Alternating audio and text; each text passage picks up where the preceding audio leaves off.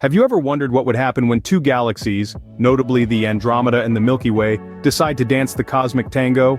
Well, ponder no more. Today we delve into the remarkable process of these two celestial entities merging, a dance that will redefine our night sky. The first step in this grand ballet of the cosmos begins billions of years before the actual merger.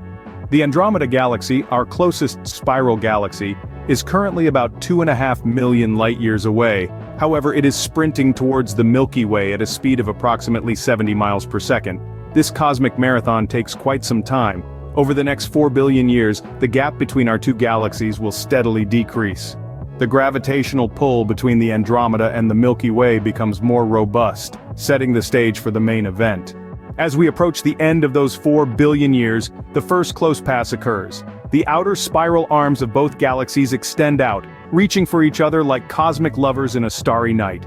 This initial pass triggers intense periods of star formation, creating brilliant pockets of light that outshine entire galaxies. Now, this first pass doesn't immediately lead to a merger. Instead, the galaxies swing past each other, stretching and distorting their shapes due to the immense gravitational forces at play.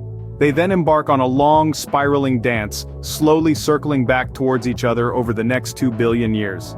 Finally, after this cosmic waltz, the second close pass occurs. This time, the galaxies do not have enough momentum to swing past each other. The gravitational pull is too strong, and the inevitable happens. The Andromeda and the Milky Way galaxies merge. This merger isn't a catastrophic collision as one might imagine. Instead, it's more like a gradual blending of stars, gas, and dust, taking an additional 1 billion years to complete.